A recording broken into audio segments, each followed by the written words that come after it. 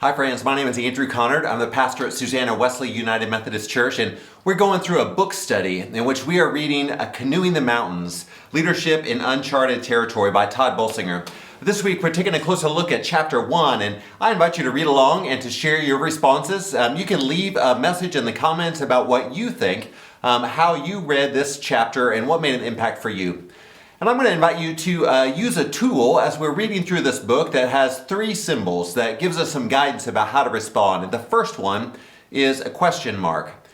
As you're reading, what do you read that leads to a question for you, or that maybe sparks new things or gives you some new ideas, something new that answers a question that you've had or brings new questions to mind for you? The second symbol I want to invite you to use is a sun or a light, maybe a light bulb, a sun or light. What is it that you've read that shines light, that gives perspective on something that you're experiencing or that our congregation is experiencing? Or perhaps you have an experience that lends perspective, that shines light on what you're reading in the text. So you can use the sun as a symbol for that as well. And finally, an arrow. And an arrow points the way. It gives a direction, perhaps a next step that you might take in response to what you read. Maybe it's an initiative or a direction or something for us to consider, a way ahead, a way forward, an arrow that points the way. So each chapter will be inviting you to use these symbols and to share your responses. I'll be sharing a few of my own, and hopefully not an overwhelming thing, but a helpful tool for us to be able to use as we read through this book together. So chapter 1, seminary didn't prepare me for this.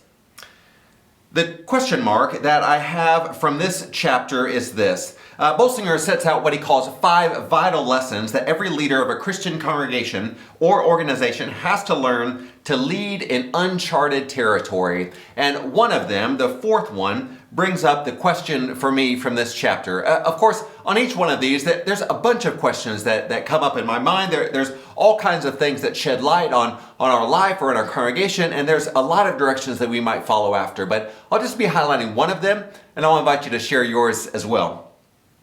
So my question, he writes this in the fourth vital lesson that every leader should know in leading in uncharted territory. He writes, relationships and resistance. You can't go alone, but you haven't succeeded until you've survived the sabotage. You haven't succeeded until you've survived the sabotage. And the question that it brings up for me is, well, how do you know what's sabotage and what's not?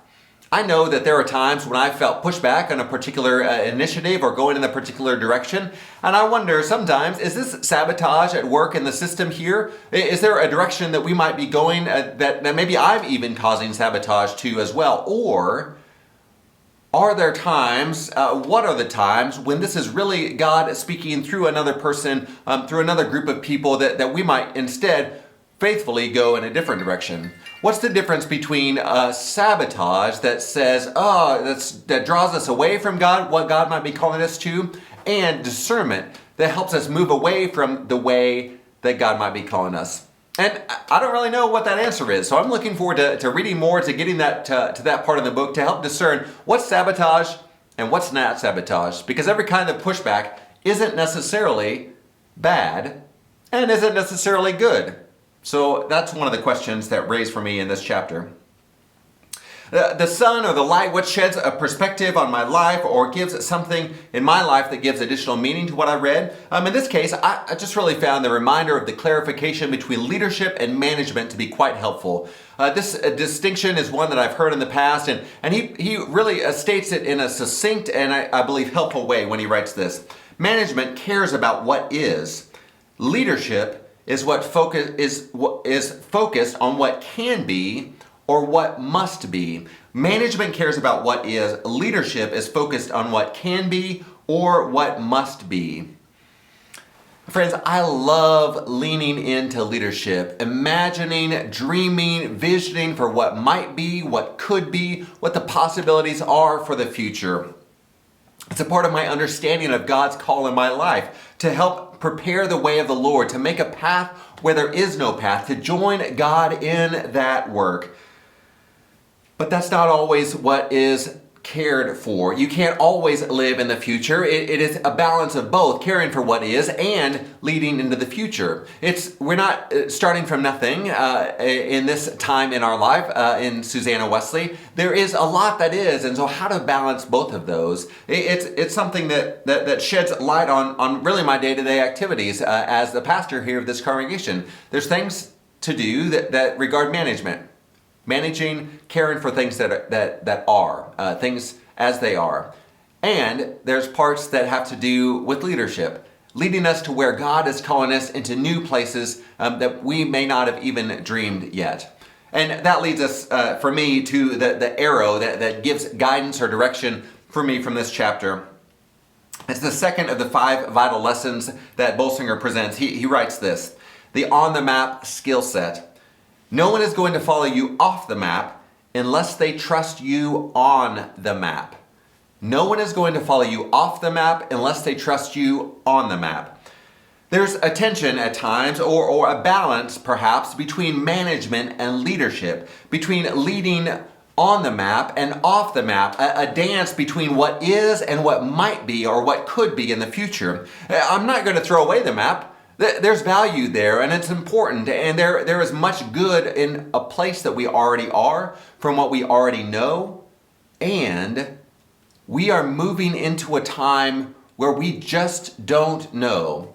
Things are changing around our congregation. The season that we're in has shaped more of who we are in ways that leads us into something that we might not expect. I never would have imagined that we'd be here at this time and place in Susanna Wesley's life, and yet here we are.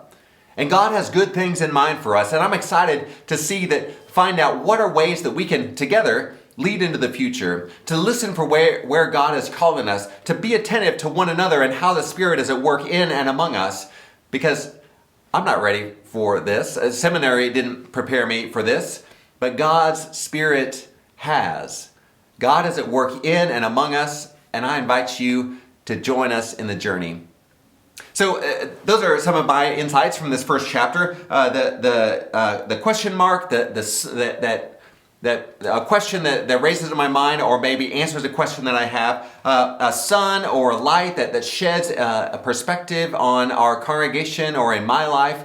And finally, the arrow that gives some guidance or direction. So I invite you to share your question mark, your sun and your arrow, the ways that you responded to this first chapter. You can leave a message in the comments. You can send me an email, or you can stop me when I see you again in person. I would love to hear your thoughts on chapter 1. Seminary didn't prepare me for this, as we continue reading Canoeing the Mountains by Tod Bolsinger. And I hope you'll join me for our next chapter as we take a look at chapter 2, Adventure or Die. See you soon.